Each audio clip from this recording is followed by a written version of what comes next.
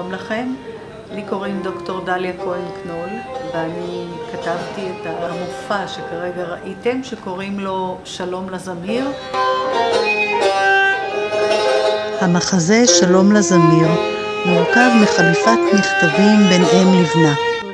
אני מגלמת את דמות האם פרבנה ולצידי משחק יורם בלומנקרנץ המגלם את הבן אמיר.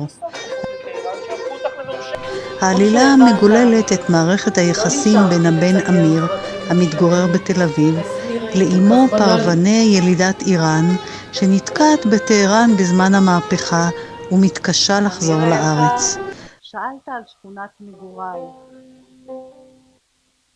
אני גרה עם אחי ואשתו היקרים בשכונה נאה בטהרן. חליפת המכתבים ביניהם חושפת סודות מעברה הזורואסטרי ואת הזיקה המעניינת בין הדת הזאת ליהדות. יש שינוי גדול ברחובות.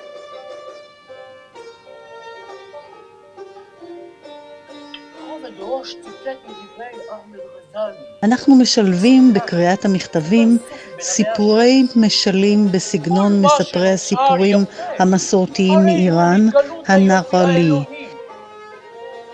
מאחר ואלוהים הוא גם יופי אבסולוטי וגם נאהב, הרי הערצת כל אובייקט יפה היא השתתפות בפעולה הקדושה של אהבה. לא לא לא גולננו ازی کوچه مرو تنها. את ההצגה מלווה מוזיקה פרסית קלאסית עם הזמרת דליה פז'נד. سرت رو میبرد از رو. את דליה מלווים בנגינתם ירון צ'רניאק על תר ומנדי ורטהיים על קמנצ'ה.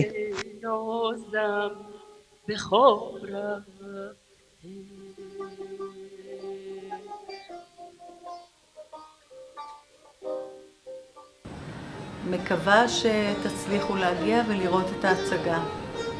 תודה רבה.